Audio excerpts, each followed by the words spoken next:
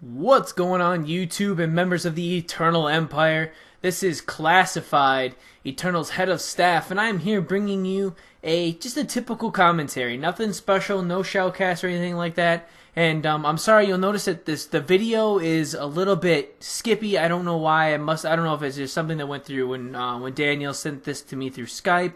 If something went up there, and there's also not audio too far into it. Actually, you'll be getting audio in like a couple seconds here. But anyways, let's get into this. I'm using a PDW silenced with the laser sight on there, and wow, was this thing really jumpy.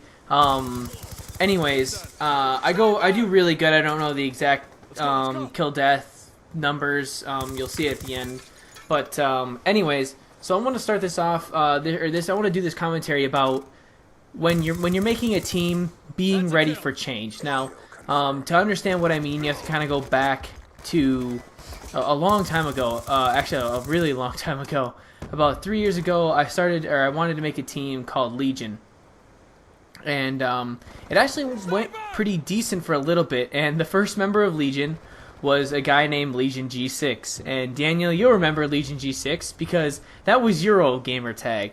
Yeah, that was way before Danielstunna. The gamer tag Danielstunna was a thing. He called himself Legion G6. And you know, that's where our friendship and bond through gaming has kind of worked its way through. It's been through numerous things.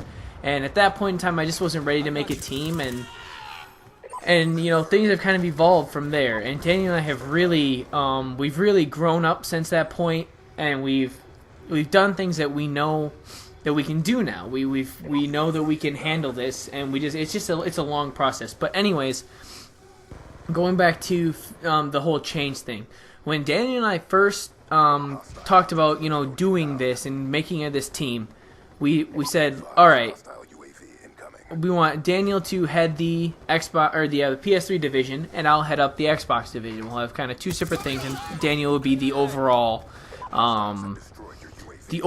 leader, of course. Like that's how we agreed upon it, and that it seemed that it was his idea to bring things together. He was going to be the overall leader, which I mean, there's nothing wrong with that at all.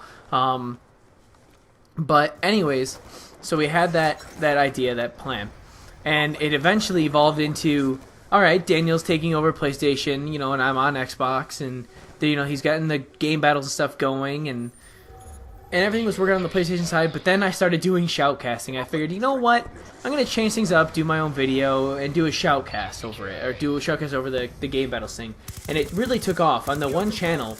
On my previous channel, Urban Icon Casting or whatever, it really took off, and it was something that I was really proud of. Like, it was, I mean, and people seemed to like it, so that's why I ended up making this new channel, because I'm going to be doing a lot more of these. There just hasn't been a lot of content to be able for me to shoutcast, which will be changing, by the way, in the recent while, because Danny and I just had a meeting, and we talked about a lot of stuff that we needed to talk about. But anyways, it turned into me, and it has turned into me being what I am now, the head of staff, doing stuff for commentators and shoutcasters and graphics people. And that's why in this little clip here, or in this little segment, I also wanted to say I am looking for people to help me out on the GFX range, because I'm decent with Photoshop and I know what I'm doing, but I'm trying to learn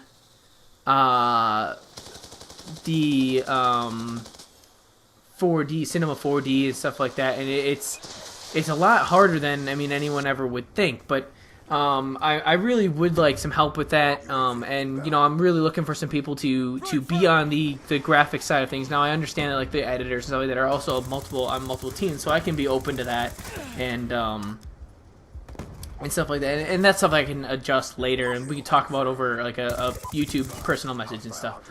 But anyways, going back to the change thing, it's just we learned to adapt with what we had, with what we have as a team, and by that meaning, Daniel's like, all right, yeah. So we see with the direction, the way things are going, we saw that I was doing really, really well on this side of things, being like, oh yeah, he's doing really good in the shoutcasting, so we're gonna get more into that.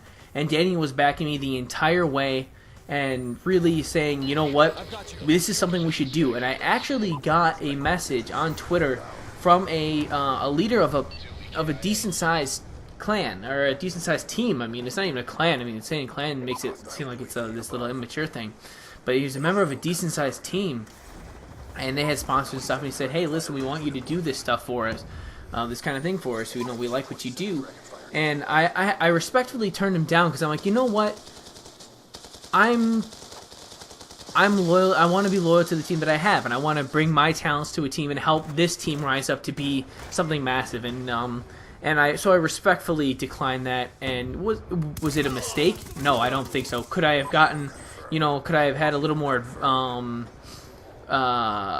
opportunity to advance? Sure, but I mean, I really do see Eternal being something big, and I can see it being something that people can really enjoy watching. Something like, oh yeah, Eternal, did you see their show match versus, say, like Envy? Or did you see their show match against Fear or Optic, even stuff like that? Like, I mean, I can really see us being that big. And I know it's big talk, but I really do think that if we really grind out and work our asses off, it can get to that point, and it can be something that that we can really be proud of, and something that Dan and I can look back and be like, damn, we did this, and we started this a long time ago, and it can be something that we can enjoy for the rest of our lives, and stuff like that. But you really got to be adjusting to change, and that also has to do with, like, your roster. Say, like, he finds this a GB team that he likes,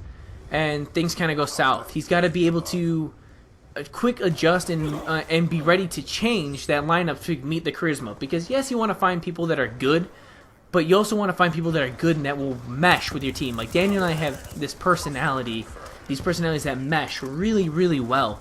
And then there are some times that, they don't mesh too well. I mean, his ideas of giving people other chances if they're not acting the way they should be is not necessarily the ideas that I share with him. I'm more of a cutthroat, listen, this is how we want it done. If you don't like it, tough, get out.